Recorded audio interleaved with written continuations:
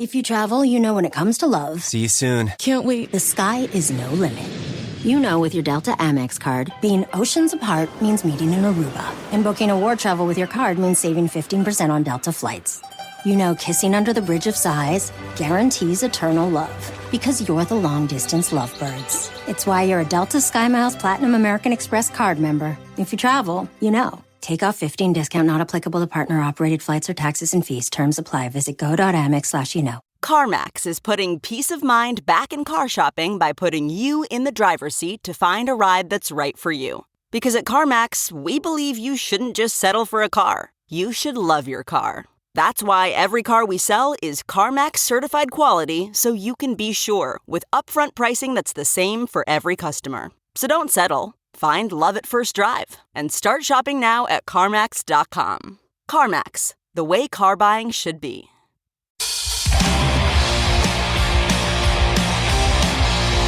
This is Full Change with Tom Laidlaw.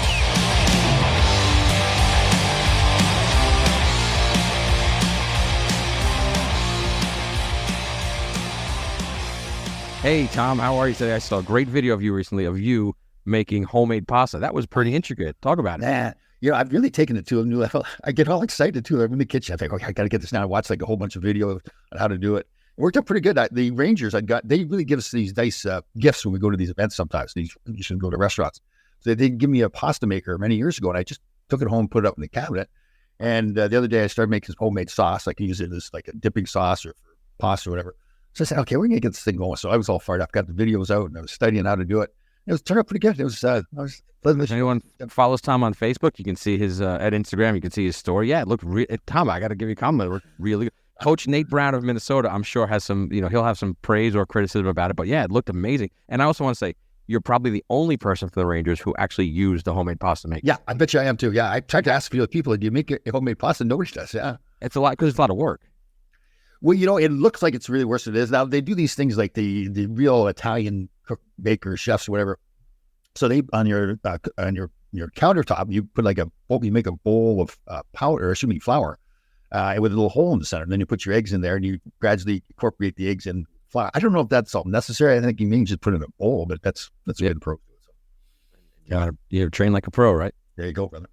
So I'm in the middle of, as anyone who's a parent of a hockey player knows, it's now tryout season. You were a coach.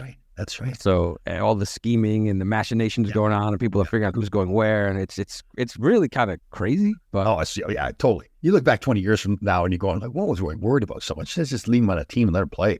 That's right. Find your friends, and I saw someone made a great post that don't chase teams and programs, follow coaches. I tell you, a great example. So I grew up with Tom McLeod. Him and I were best friends. Played lacrosse together, hockey together. He was probably a better athlete than I was. We were playing our junior team in our hometown, the Bramley Blues. And I blame his parents, but his parents took him to play for another organization. I think actually got him an agent at like 15 years old or something. Oh, wow. And I remember he left the team. Like, we were best friends. So what are you doing? Like, why don't you stay here? And they had all this plan, and so he ended up did well. Got drafted, was playing junior hockey, and got some trouble never made to the pros. And I played for 11 years. And I went back to see him. I was probably like halfway through my career. And I went back to see him, and we were good friends. And I felt terrible because I'd made it, and he hadn't. And he's like, man, did I screw up? I should have just listened to you and just got played. But it's easy to look back at it now. But yeah, like with the parents, all that stuff they're worried about, man, it just does not matter. Well, if the player's good enough to play to the next level, he'll make it. Yeah, opportunity will find you. And if, like I said, if any of our kids, mine or any other kid, if they get too good for our program, they'll other programs will find them. They'll move, and as they should. If not, stay there, develop, have fun. Yeah, and if I'm a coach, I want that kid that stays on the team and makes that team better instead of going to a better team. Like that. Yeah, that whole character. I know, like 8 and 10-year-old parents of 8 and 10-year-olds who are chasing letters. It's just like silly. I think at this age, just play. The one good thing they've done, they've changed rather the tryouts used to be at the start of the season, the next season. I'd like that they've done it at the end of the season because now everybody's more on an even playing ground. Some kids, if they don't play hockey during the summer, then they come back and it takes them a couple of weeks to really get going. That's a good point. I never thought about that. You're right, because they're at their peak of the season. Yep. But I wonder if it's because now you're locked in and it's March, and then what if a kid hits a huge growth spurt, or a kid, I guess you're. Yeah, but they can transfer. I think the organization has to give them a waiver or something to transfer. They have to really? apply for. Yeah, no. And again, I don't know if they have to let them go, but most teams will do.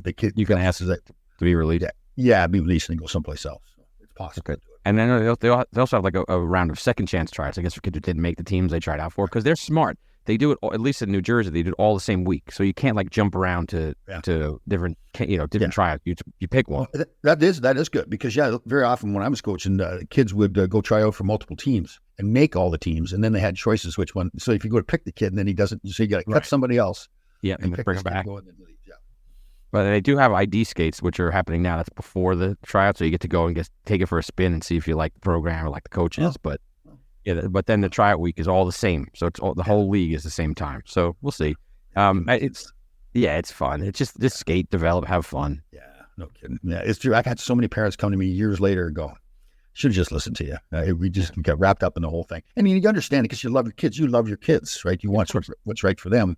But yeah, very often. And then I got told this story too. I got a buddy of mine that coached a long time, and he tells the story to the parents. He says, "Listen, what's going to happen? Sometime during the season here, this magic bus is going to show up, and you're all going to get on this magic bus, and you won't know where you're going on this bus, but you're all going to get on." And they're all like, "No, no, no." And eventually, especially if the team's not winning, some dad's up in the stands, create now. See, here's the problem. No bad coaching and everything. Everybody's going to go. They know nothing about the game.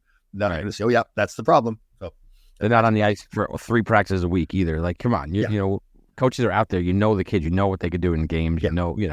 So my experience, I've been very lucky. Parents are they trust the coaches. They're hands off. But as I get older, I'm sure it gets worse because I've seen the horror stories and I've seen, parents jumping on the ice. I think it's worse in hockey than other sports too. I don't know what it is. I don't think so. I think that's just what we know. I think it's just as bad everywhere else because people are nuts. These parents are nuts. I don't get it. And then you see them away from the rink, and not talking about hockey, they're fantastic people. There's nothing wrong with them. But when they get to that rink and they start talking about the kids, it's like the same guy. You go to a Ranger Island game and they're fighting in the stands, but then the next week they're at the Yankee game cheering together. It's like, what is why are we so tribal about these things and so acutely tribal? It's just crazy. I think is it the whole mentality with hockey that like you're a man, you got to back yourself up, you got to fight your way through it. Is that still a thing nowadays? I mean, you're watching a game, you're paying money to watch a game, and you're paying money. Yeah, you don't see many fights at a Ranger Island game anymore, man. It was back in the early 80s when the Islanders were winning. We'd stand and watch some of the fights sometimes. Oh, my God. I remember as a little kid. Well, as you know, I'm immortalized on the wall at Madison Square Garden. There you are. Yes, you are. If you go to the Delta Suites, the Madison Suite level, look for my picture with Nick Fertillo. It's up there. I'll sign it if you need me to. But I would go to those games, and they were like Ranger games, Ranger Flyer games, Ranger Island games. Oh, yeah. Fights constantly. And it's great to see you guys because it'll be like, if it was a stoppage of play, you'd see both benches turn around, look up into the crowd. Like, okay, these guys are digging that. It was funny. Oh, God, I remember that. Even a preseason game, the Islander Ranger, sometimes it was worse with a preseason game because the score didn't matter. So it was just an all-out brawl. They're just trying to get back at guys that did something to you before. It was funny. Crazy stuff. But hockey, I mean, that's the beauty of hockey, I guess. I don't know. But today we're going to have on a cool guest who is good job by you on this one too. Good job. Yeah, you'll hear that very similar to you. People are going to love to hear the story. We got Rick Zombo, who played on some very good Red Wing teams and very good Blues teams. Had a career very similar to Tom's. It's going to be good to talk to him. Imagine him when I played. Go ahead. He did get the national championship in college though, so he's got that one on it. I know he played for North Dakota, which took my national championship away from us. Imagine if him and I played together. Man, there'd be a lot of slashing and hooking and holding. The puck to be square. A lot of broken Sherwoods. Yeah. Puck can be square too. Yeah.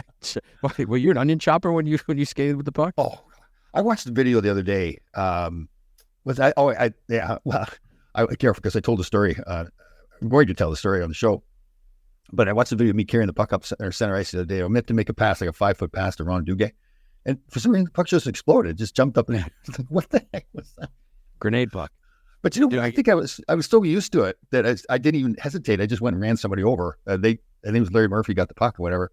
So I ran him over. Puck came loose and we got a scoring chance. So it looked like this great play that I made. Right. But you grenaded the puck and ran over a Hall of Fame Larry Murphy. Nice job. Oh, yeah. Yeah, it was good. It was from. Do they give you a hard time when you give him a good pass on his tape or no?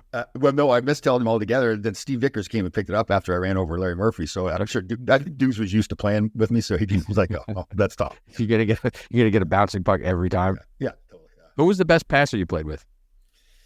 Oh, well, for defenseman, I'd go with Greshner or Raruch-Lainen. Yeah. Obviously in LA, Gretz was the best passer. Probably ever played the game. So Larry Robinson was up there too. He was good. I loved about Larry Robinson. He'd come around the back of the net. He had this play that he'd make, come around the back of the net in our zone and just fire right up the middle of the ice to try to hit somebody for a breakaway. And very often we get picked off by the other team. They win a score. You know what? Larry just go do the same thing all over again. He would not stop. That was the great. I watched him. Yeah, I watched him do it. I was like, man, that's cool. Yeah, I'm not doing it, but that's cool. Did you play with Mike McEwen a little bit too? Because he's a pretty good defenseman. Cue ball. Yeah. Played with him in New York. He got traded away. I was with the Islanders. I can't remember how he ended up back with us, but he was with us. He's a good player. Yep, real good. Who'd you like? Which forwards did you like? Like, I wanted to just get this guy the puck because I know he's going to do something nice. I know you said Pierre LaRouche in the past, but who else did you? Mike Rogers was really good. He had 3 100-point seasons there when he first came to us. Yeah. He was one of those guys, on a power play. Dukes was good. Dukes would always make something happen. One of the funniest was passing to Nick Fatillo, especially when Herbie was coaching, because especially at the Garden, I'd have told you the story, but Herb wouldn't want Nick to be swinging back into the zone. He wanted Nick to circle back and build up speed, right? And the crowd would be going nuts, and Herbie's on the bench yelling and kicking and screaming. So he'd say to us, like Dave Maloney and I went out the ice one time with Nick, he said, don't pass. Like Herbert said, he goes, don't pass to Nick.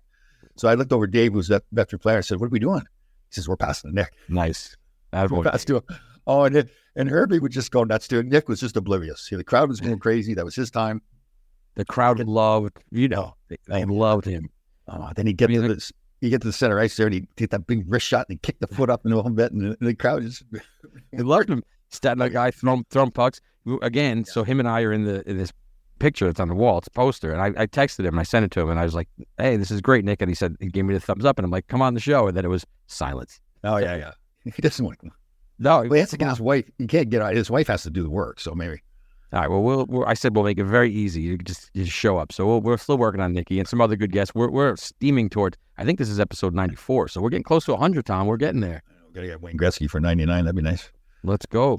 And we gotta get Phil too. Phil Esposito he wants 3 bottles of vodka, right? He's in town. He's in town in a couple of weeks. Oh, so okay. All right. Let's make that happen. Yeah, get a bit of vodka. Get him to come on the show. Curse a lot. Before we go on, we'll ask our guests, like our listeners, what they think the F-bomb count is going to be. And we'll see. He's got 45 minutes, so it could be in the thousands. As long as we put an E on it, is it for explicit? He can curse as much as he wants to. Say whatever he wants. He will. Well, let's see what we can do on this one. But yeah, we're gonna have some good shows coming up as we move into our second century of episodes. I'm glad we got this. Almost had this first one done, and we'll keep getting some good guests. So if you know. Good job, Rick Zombo. I'm looking forward to talking to you. Yeah, this will be a good one. Rick Zombo coming up. All right, good job.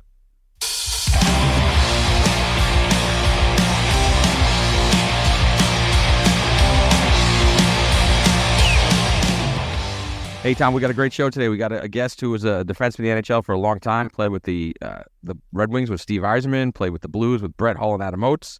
We got Rick Zombo, national champion with North Dakota Fighting Sioux in 1980.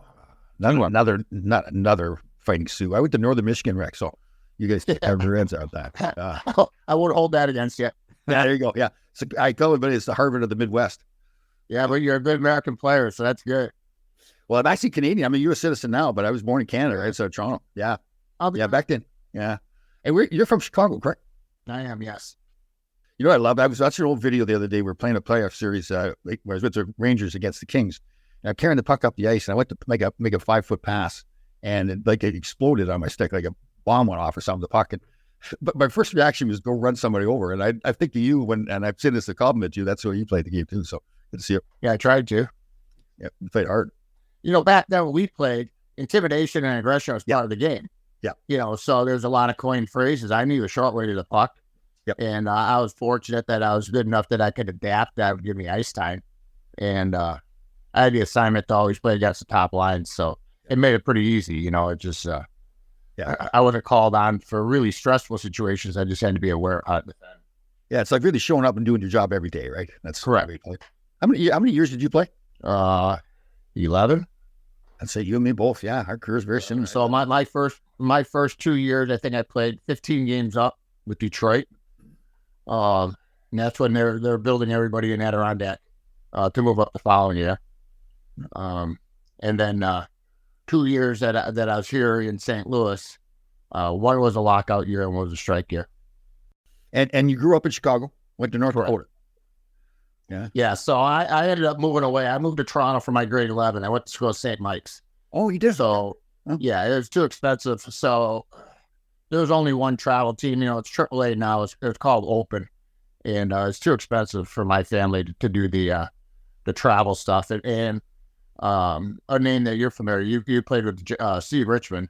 So so Steve was one of the first guys that moved out of Chicago, and then I think I followed him. The Eddie Olczyk was behind me a couple of years. Right. So what year did you go to North Dakota? 81. So I went 3 years at North Dakota. So my first year, all 6 of us played, freshmen, all played in the National Hockey League. We won a national tournament that year. Probably my sophomore year, we had a better team. We ended up losing in the quarters to Wisconsin. And then my third year, we lost in double overtime. They call it the Frozen Four now. And they won the consolation game. But was Craig Ludwig there with you? Yeah, me and Ludge were partners for a while. Yeah. So he took me under his wing. It's a big farm boy from northern Wisconsin. He was perfect. Yeah. He knows how to drink beer pretty well too. Does he ever? He's perfect. A perfect gentleman. Perfect gentleman. Good guy. Yeah, really good. He does a good podcast too. He's funny. He's got a good personality. I didn't realize that. Yeah. Yeah, he called me the other day when he heard that I got gas from my college job. He's cool. Oh, you did? You got fired from where were you coaching? Lindenwood University. So I've been here 16 years coaching at Lindenwood, and 2 years we made the jump to Division I NCAA. And they just let you go recently? Yeah. The standard verb is change in leadership. Change in leadership. Yeah. That's the thing about coaching, right? Coaching can be a great thing, but you're really relying on so many other people to be successful, right? It's not just you. Yeah, I didn't have that. And then players are different, Players are different nowadays. Yeah. So how old are you now then? 60. Oh, geez, we're getting old, aren't we? I'm 65. Ah, man. Yeah, so I just finally got something from Social Security. I go, what is this? I know, right? Well, there's money available. Yeah. Oh, I like it. Yeah, it's funny. I get those AAA cards sent to me. I throw them in the garbage right away. I'm just defiant. I'm not gonna accept it. No, it's unbelievable. I'm fortunate. I've been in the rink my whole life, so it's like being pickled, and I'm around young kids. It's funny, growing up, my mom said that she's not going to move from Chicago to Arizona or Florida to retire. She's going to move to a college town. And, back then I had no idea what she was talking about. But when you're on a campus, there's life, there's vitality, and it's been perfect for me. Yeah, that's true, right? To retire someplace like a retirement home, man, that's a death there, I think. Oh, they talk about medicine and aches and pains. I'm like, I know. That is true. So a lot of the old alumni guys, we had an event, one guy showed up, but he's in his 80s, an old player. I won't mention his name, but he sat downstairs talking about his prostate exam and all this kind of stuff. I had to get up and leave. It was like, oh my God. He had like an inch long hair sticking out of his nose too. It's like, oh, crap. It's crazy where hairs start coming from, no doubt, right? Isn't that true? Yeah, you're on your ears, on your nose. Oh God, yeah. So it's for like when you sit with somebody and they got a big long hair sticking out of their nose. I mean, what do you? Should you say something? I guess it depends who it is, right? Go pull it out to him. I would hope somebody would tell me. I mean, no different than a soccer, excuse me, but you got to pop that. Yeah. Like fly open. You walk around the fly open. It's courtesy. It's not a benefit or, drop something. That is good. We were in an event here recently, and the photographer had his fly down. So of course everybody's looking at him, right? Because he's taking pictures. Of course. And they all came to me and said, "Tom, you got to go say something." So I had to go over. I didn't even know the guy. I had to go over and say, the poor guy was so embarrassed. I was like, yeah. But it is better that than the camp fodder and everybody talk about it later, Yeah, totally. So you were drafted by the Red Wings then? Yes. What round did you go in? So I went in the 8th round.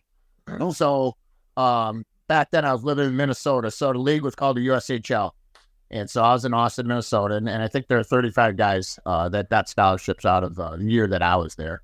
And I was projected, you know how it goes. Projected, the Stars had 5 second-round picks.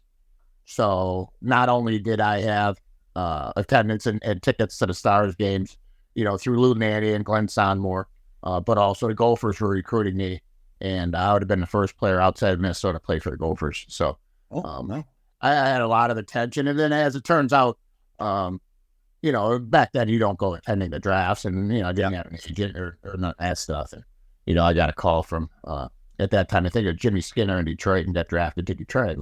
Terrific, I'm happy. Yeah. So I was 8th round pick. All right, cool.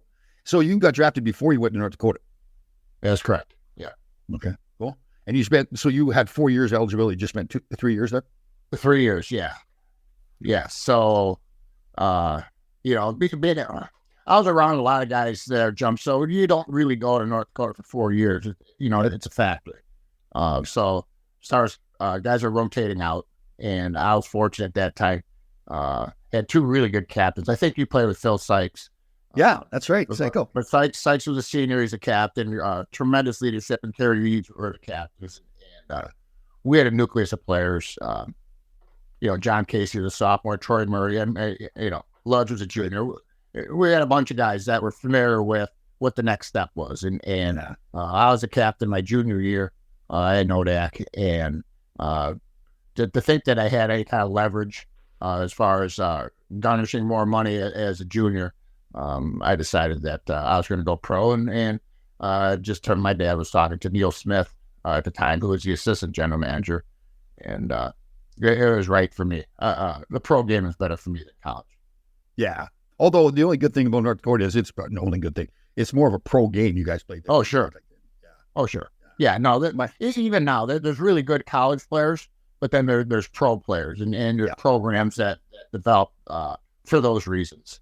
North Dakota, if you're in and out. So the Detroit's minor league team was at Adirondack, right? It was Adirondack, which is in Glens Falls, New York. Yeah. Good. What'd you think of that? Well, I loved it. It's, as you're a college student, you don't have any money and make some money. And the travel in upstate New York was easy. We had a bunch of veterans, and the way they were doing it, Jimmy Devellano was general manager at that time. So there had a lot of NHL guys on their way out. Eddie Johnson was one of them. Greg Jolly, who was, number 1 failure in the NHL first round or first pick. That's right. That's right. Yeah. Barry Melrose. We had tremendous NHL veterans that were on the downside of their career, and a bunch of up-and-comers that were going to start the Red Wings. And it was a terrific environment for me. And Bill Dineen was the coach. It's funny because, I went from, college where we didn't use the weight room, but, we had a weight room to, 16-ounce tall boys after every game. Bill Dineen, we ran the same practice, first practice of the season all the way up into the, playoffs. We won the Calder Cup my sophomore year there. But it's completely different. As much as you drank it in college, you got to really learn how to drink when you turn pro. That's so funny because people listen to shows and they're used to now, like me, always talking about drinking beer all the time. But that's just, you're right, that's the culture back then, right? On the bus, the rooms. Yeah. Oh, yeah. Yeah. The greatest part of playing pro was hanging out in the trainer's room after the game. So I think in New York, the bars might have been open to 3 or 4. Yeah. So there's really no rush. Yeah. And half the team was smoking cigarettes. Between periods, half the team was out in the dressing room smoking cigarettes. But we'd hang out in a training room and just tell stories and bullshit. It was awesome. You talk about getting close with guys and it's just not the respect of being able to survive and be productive in a pro game. It's really getting to know and bond with people. Yeah, isn't that funny? You try to explain that to people. It's really hard. Because you're professional athletes. You're going out there battling and you look like you're great. Meantime, you're sitting there every night going out for beers with the boys. And that was required. It was, we had Kelly Miller on recently and really great player, great team player. So we had a place we went to after games in the city and we all go for our beers. And Kelly Miller and Mike Ridley sat at another table from us and ordered milk. And it wasn't just that our reaction was the funniest looking back at it. We got mad at it. We were yelling at him like, you drink. Oh, yeah, no, it's, and I find that hard to believe because I play with Novi too. And it doesn't sound like him now. Maybe you tainted him, Todd. I don't know, but my first call up, Harold Schnaps, it's funny. So Schnapsy and I, we were partners for the first year. And, we had a team that we always had team lunches.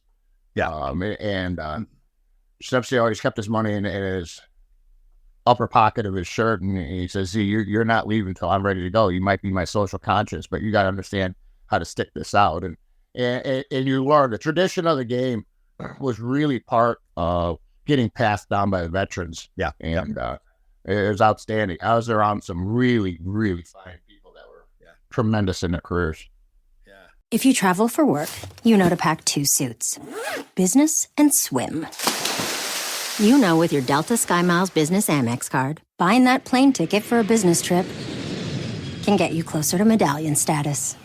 You know that a meeting in Montana means visiting almost every national park. Yellowstone? Check. Because you're the chief excursion officer. It's why you're a Delta SkyMiles Platinum Business American Express card member. If you travel, you know. Terms apply. Visit go.amex/you-know-business. What makes a life a good one?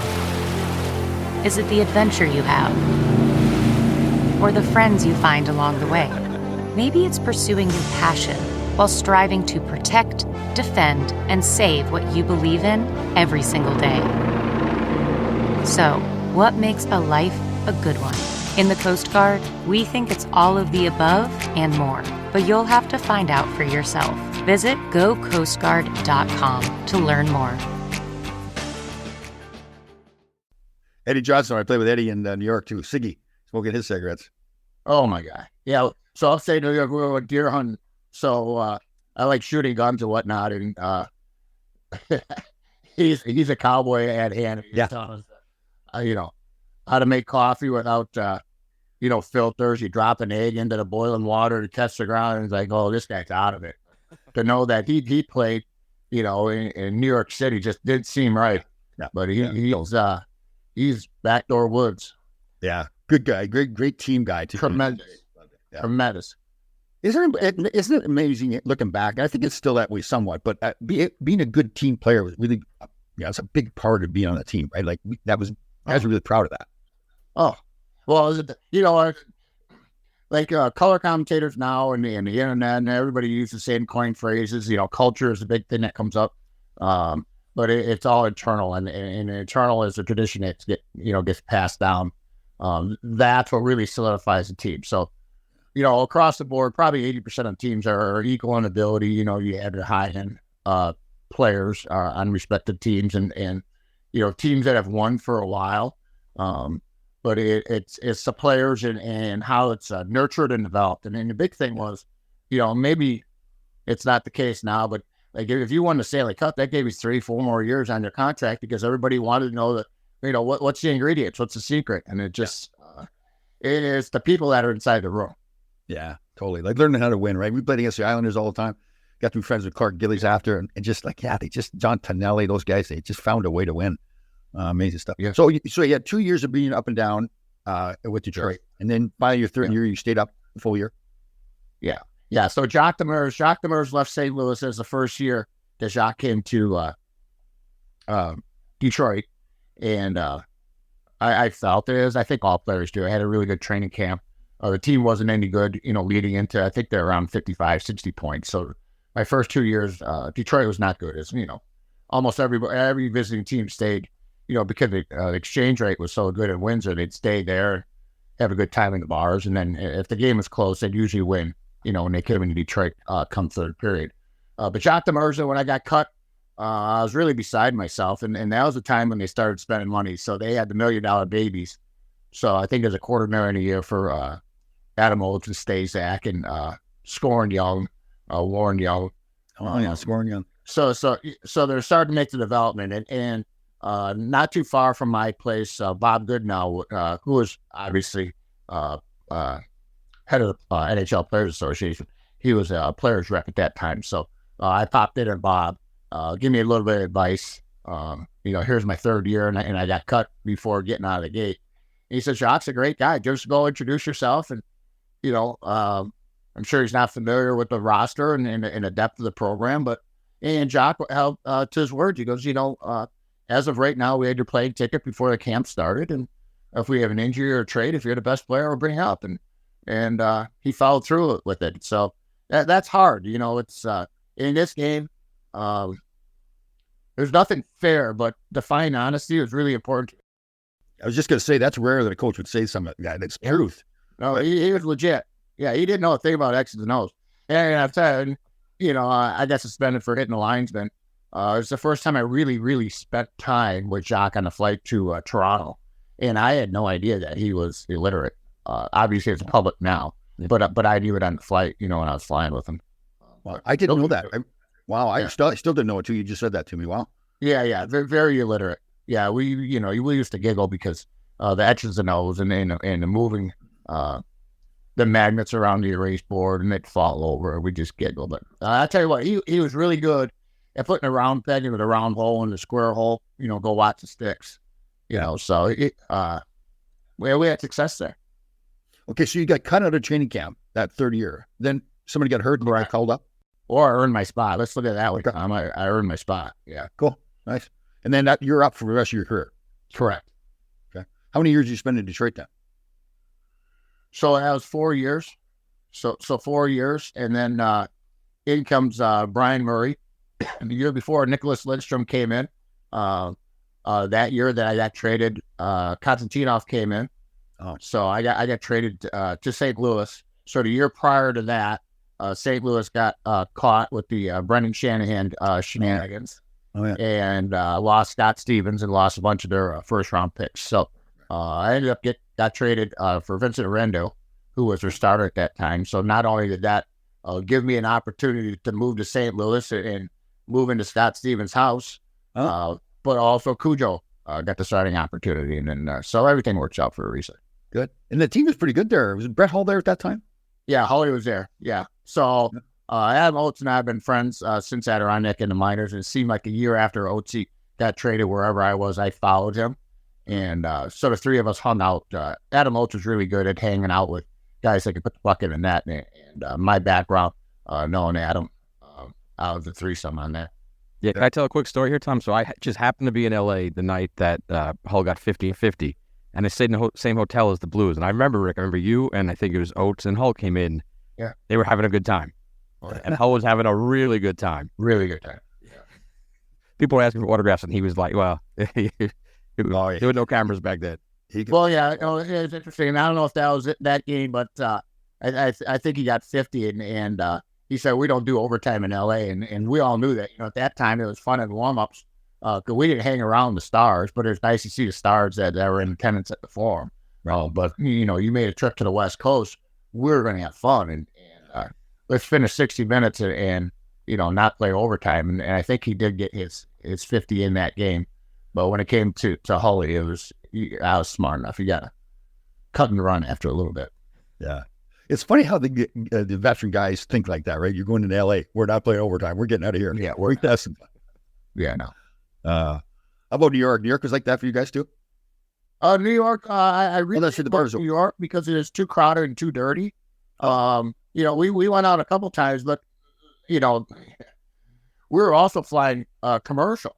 Yeah. So there are times where you think it was peanuts. We'd come in like that Linus with a cloud of dust. We were smelling like cigarettes and bar and body odor, just trying to get on the airplane. I mean, it was abusive for the rest of the passengers. We had a good time in New York, but you do the Jersey Island, New York, and it was just like, oh man, we packed clothes, but also we weren't in sanitary areas after the game. You should be a politician. Very diplomatic. Well, you played it. So, Todd, you understand. You played it. Oh, yeah. It's back then. Cher was extremely popular and absolutely loved hockey. And Susan Sarandon and Timothy Hutton. You probably know these people way better than I do. But I knew them on the screen and be in the same location with them. It was like, holy smokes! I was just playing. I was just a hockey player. Yeah. But they all idolize us though, whether we were just a hockey player or you're Wayne Gretzky. So when I went to LA first, Wayne had not been traded yet. So I saw the difference. Then he gets traded there. The same thing. Our locker room was like the Oscars. Kevin Costner and Goldie Hawn and Sylvester Stallone and all these guys. And at first you're like, wow, this is really cool. But after a while, it's a pain in the ass. Like, get out of our way. Like they're hammered too. They've been drinking all during the game. We haven't had a chance to get it. It's funny too. When I first got traded back, when I went back to New York the first time after getting traded, I had this young French kid. I think it was Hamel was his last name. Really nice kid.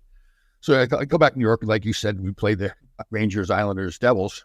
So I'm out in the city there for like 4 nights in a row and played really well too because I'm back home and I'm all fired up, play well. Then went to Pittsburgh for the rest of the road trip and I stayed and slept all night because I hadn't got any sleep the whole time we were in New York for sure. and I played terrible in Pittsburgh. And I get back to the room, Hamel says to me in the French accent, Tommy, you should go out every night. So That's a good joke. It's got great shelf life because everybody uses that. Yeah. Hey, did you go out drinking last night? No, but you should have. Fun stuff. So you finished your career at St. Louis then? No, Boston. So I played a year in Boston. Okay. So Mike O'Connell was a GM at that time in Boston. I played with Mike in Detroit. So I played a year in Boston, and Stevie Casper was the coach with. We had an unbelievable team. I think we lost in the first round to Florida. But it was living on the East Coast was definitely an experience for me. I was fortunate that I only lived like 7 miles from, at that time it was the Fleet Center. I think it's TD Gardens now, but it's the Fleet Center. So I would just take the train. The train would take you right down to the basement, and cool. I loved it. Yeah, it's a different world, isn't it? Like the travel's different and everything. East Coast, completely different world. Yeah, completely different world. And our practice facility in Restusha was about 35 minutes, and my oldest boy was just starting to skate. But at that time, we had a record snowfall. We had about 105 inches of snow in Boston, and I had a neighbor that flooded his whole backyard. So that's where my oldest boy at 5 started to skate, and it was just we had really good individuals, but it wasn't directed properly. Oh, Stevie Casper. Yeah, I played with Steve. Was friends with him. He didn't do well in the coaching, did he?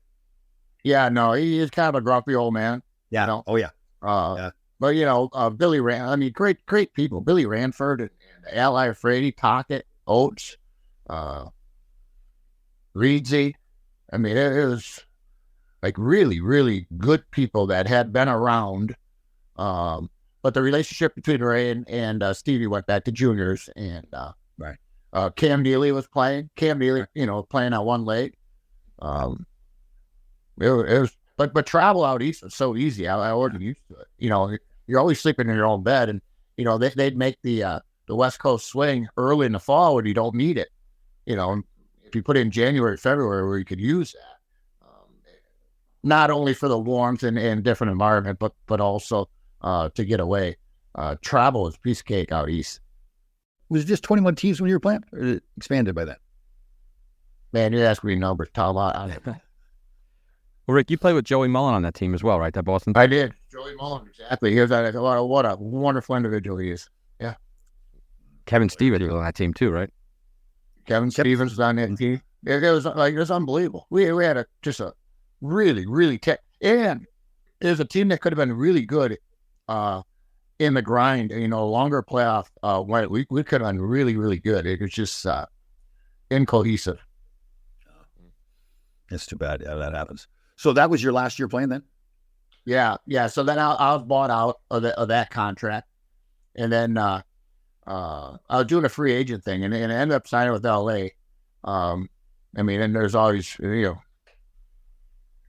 Scotty Bowman called, and of course, yeah, sure, it's Scotty Bowman, but when he was with Detroit, and at that time, I felt a one-way contract was more in my liking, and turned out I settled with LA as a two-way, and ended up in Phoenix, and I saw what was happening there in Phoenix and LA, and I was player assistant coach, and that was very, very uncomfortable for me because you didn't know what side of the fence you're going to be on. Yeah. Playing in Phoenix is a wonderful place to play.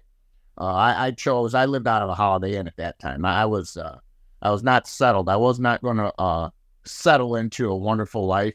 My children just started going to school in St. Louis, and I lived in a Holiday Inn, and everybody had their golf clubs in the back of the car. And as hard as I worked, the emotional connection that I had to the program, and seeing that my D partners were getting called up, it was just I had enough. And I'd seen too many players that don't know when it's the time, right? Yeah. I was healthy, but I also recognized that as a player, your legs just don't taper. They drop like gone.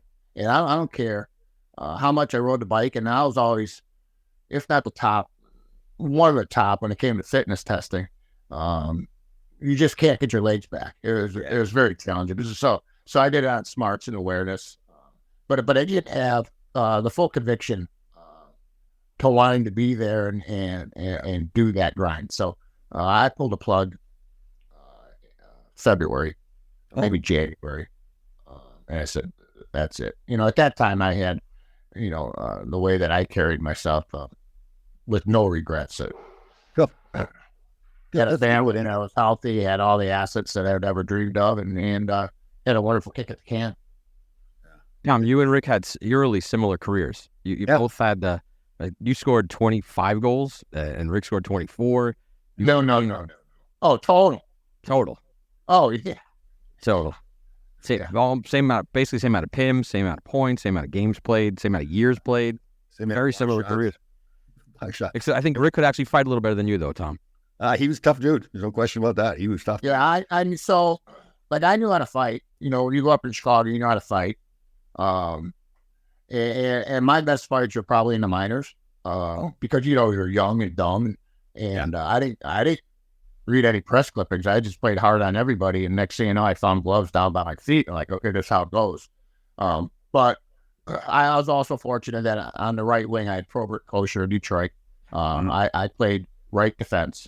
So as long as I stayed off the railroad tracks and got my gloves on, I didn't have to worry about the Norris Division, But, as Tom can attest to, if you're a defenseman that, you're not a scorer, you got to understand how to command your box. And my box was from our defensive blue line in, and you had to get 100 minutes in penalties. And I was smart enough that it was not called pick your spots, but I knew how to defend my house. Totally. Well, your reputation, I guess, was similar to mine. Like, people, you want to make it so people don't want to play against you, right? You hit them all the time, slash them all the time, punch them in the head all the time. And it's that every time, too. Like, so people come against you, they're going to know, okay, here comes Zombo. He's going to punch you right ahead. Yeah, I was clean. I played very clean, very clean. And, back then, players didn't pocket the puck, right? So you knew within a split second if somebody's coming to hit you or somebody's coming to hurt you. And the greatest detriment is to get your stick up and have them come through your stick. Yeah. And, you get to play that way. And one of the best hitters in the NHL, Jeremy Roenick, which, he was a goal scorer, but Wendell Clark, one thing, and I played against those guys every shift, it was legit, straight up, in that respect was unbelievable. Yeah. And that's a great word, respect, from a player like you, right? Because players know, okay, he's going to be clean, but he's going to hit me all the time. Everybody, he's going to, on the road, at home, he's going to hit me every time. And guys get to the point where they say, okay, that's just what it is. He's not going to fight me. You're not going to fight Wendell Clark, or you're not going to fight the heavyweights, but you're going to show up all the time. Yeah. Correct. No, you had a fantastic. I remember watching you play it. I was like, wow, that's cool. He plays the way he's supposed to play. Like, one of the best compliments I ever got. Yeah, we played against the Islanders, and Al Arbor, they did an interview with him and made a comment that we'd go for you too. He says, that's the way Laidlaw plays the way the game is supposed to be played on defense. And I was like, wow, that's pretty cool. And Al Arbor did that. That's what I was fortunate that in youth hockey, I actually had defensemen in Chicago that played minor pro. And back then, only Bobby Orr could carry that puck for more than 3 seconds. The rest had to be efficient. Transition puck either with their feet or by passing, and understand defend and understand the angles. And I was actually a better backward skater than a forward skater. That's good. I like that stuff. I love it. So you retired. Did you get into coaching right away? I did right away. Yeah. So I didn't want to because I didn't want to be perceived as a dumb jock. I actually went to school as a pre-vet. So I was, back then I was fairly intelligent. Not only through hockey that I had choices of schools, but I could have got into Harvard. One of my 4 schools that I visited was RPI, which is Rensselaer Polytech in Albany or in Troy. But my 4 schools was North Dakota, Wisconsin, Minnesota, and RPI. So I had the grades. Went to school as a pre-vet, and when you're at North Dakota, the chemistry labs for my sophomore year conflicted with practice. So that was an easy decision for that. Then I had divorce papers a year after I'd retired because I really enjoyed working with my hands. So I thought that I really wanted to be a mechanic. It's something that I enjoy working with my hands and getting dirty, and that type of people is something that I associate with. Mm-hmm. Now it's Plan B. So I ended up I was assistant coach for a junior team in the NA here in St. Louis, and from then I got the bug. The teaching bug is kind of what it's my juice. I just love being around kids. So that was my juice, and there's a game that I really knew, still know, and I recognize what an impact I could have on young kids. I recognize that I'd see in 5 minutes who ran the household, and discipline of this sport and the adversity of this sport mirrored life, and that was pretty much the connection that I built my foundation on as far as coaching goes. And with that, I had learned from really good power skaters. It had passed me by, but teaching the skating, Robbie Glantz was just starting out of LA at that time. So they brought him in to Phoenix, and I was the only pro that was actually paying attention to Robbie Glantz, because at that time, it was usually figure skaters. Nobody wanted the teeth on the end of their blade, and Tutti Frutti that never played teaching you how to skate. But I paid attention, and I paid attention for my own kids, but it became a very good asset for me in my years of coaching. How many kids do you have? I have 3. Oh, yeah. Both ends. I have a son, and I try to guide him away from coaching, but he's up in Madison. So he spent 2 years. Brian Rafalski got him started in Green Bay. Then Ryan Suter has him now in Madison. So this year he's coaching the 16s and 18s, the Madison Capitals, and then he's also assistant coach for the USHL team. So he absolutely loves and actually very good at coaching. And then my daughter runs a NICU here in St. Louis. Very, very proud of her. And she got herself not only through nursing school, but master's. And I'm going to be a grandparent in June. So good job. And my youngest is just slinging. He's a rep for a booze company. But they all knew, when they turn 18, you're pretty much on your own. And they're doing good for themselves. Good. And you went through a divorce? 2 of them. Oh, there you go. Same career, man. Look at that. You and I are twins. I've had 2 of myself. Isn't it funny? I think you probably say the same thing. Like, it was a dream come true to play in the National Hockey League, but we don't realize how screwed up of a life it really is until you get away from it. And then you have to go off in the real world. And we have to start our lives like at 35 years old. Everybody else has already been born. Tom's done a lot of these shows with me. There's been a couple times he looked at me after we do a show and he goes, "You guys are screwed. You're a mess." Yeah, it was, as we were playing, Tom, we had an itinerary, we had a schedule, and we had a group of guys that really, really cared and pulled for each other. You can recognize without anybody peeping if they needed help or and that's the greatest thing with the alumni. The guys get it. Now in the real world, people don't earn. They don't earn advancement. They wait for failure, and it's bottom feeders and it's commonplace now. Being abnormal is a 1%er, and to get to where we got it is amazing.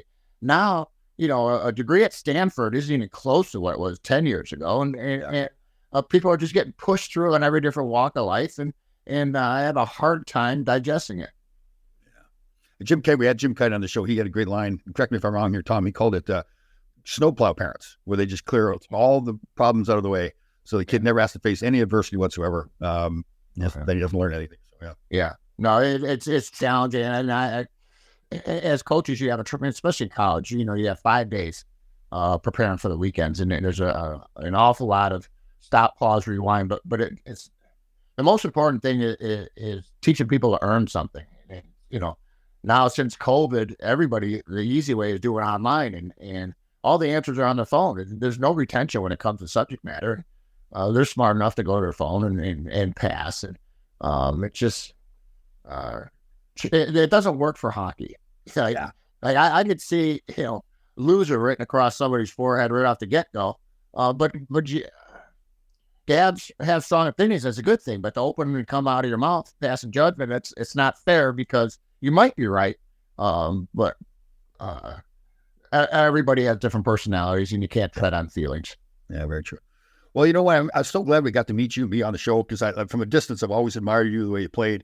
You're that honest player that showed up all the time. So great to meet you, Fine. Thank you very much for coming on the show. Of course. Thanks for having me. My pleasure. All right. We'll talk to you again. Right on. Thanks, Tom.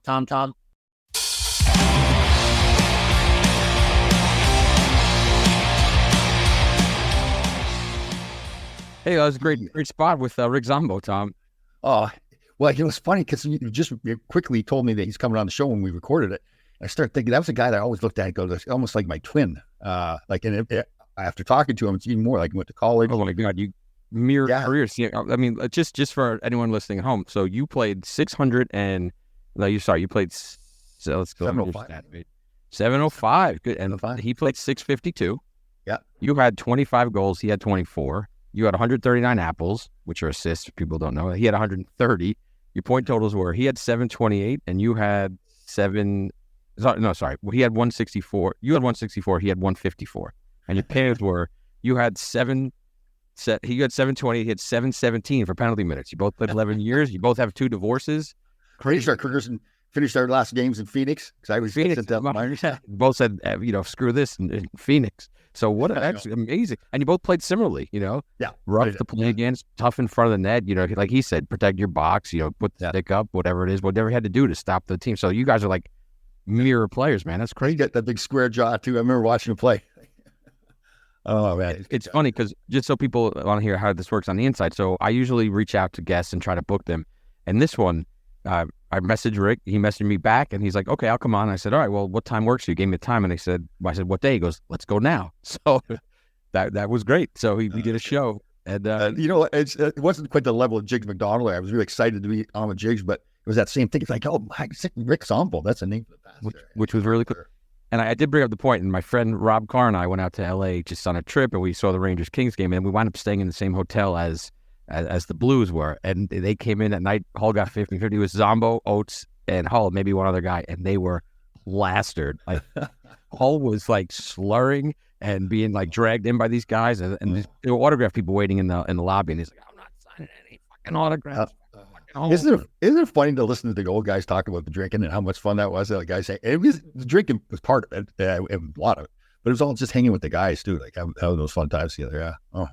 Yeah, and he mentioned how you played in L.A., but he said how when guys went to L.A., that was like it was fun time when you got to L.A. Yeah, like you're gonna, and I'm sure it's like that in Vegas now when you get to Vegas. Yeah, true. I know. I mean, he said with Brett Hull, he says we're not playing overtime. We're ending this in regulation. We got to get going. That's.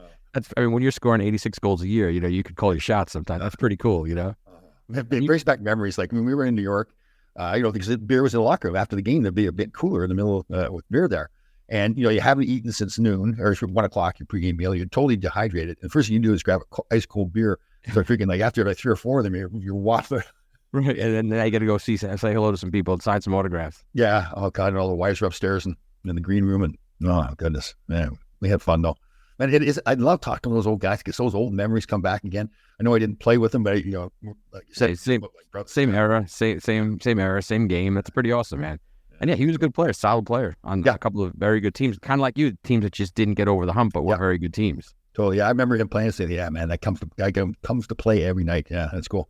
Very cool. Good job getting him on. I like that. Yeah, great show. Thanks for listening. If you like what you heard, please leave us a review on Apple. Those are amazing for us. They're very important. So please leave us a 5-star review on Apple. Share, listen, spread it around. And if you want Tom at your event, send an email to fullchangepodcast@gmail.com. And singing, dancing, lecturing, cooking, folding, sourdough. Oh, yeah, get Tom at your event, and yeah, he'll come and he'll do some cool stuff. Perfect. Thanks for listening.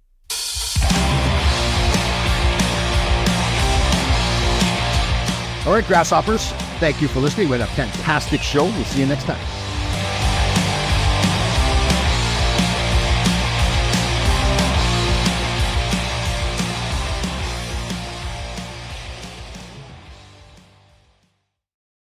Grandma, can I have the chocolate chips? This secret recipe moment made possible by Emory Heart and Vascular Center. When Grandma needed heart care, she came to Emory. The difference? Emory Healthcare performs more heart procedures annually than anyone else in Georgia, which means better outcomes for our patients. And we offer advanced and personalized treatments developed by our top specialists that others don't. Like Grandma knows, where you start your heart care matters. Smart Cookie. EmoryHealthcare.org/smartcookie.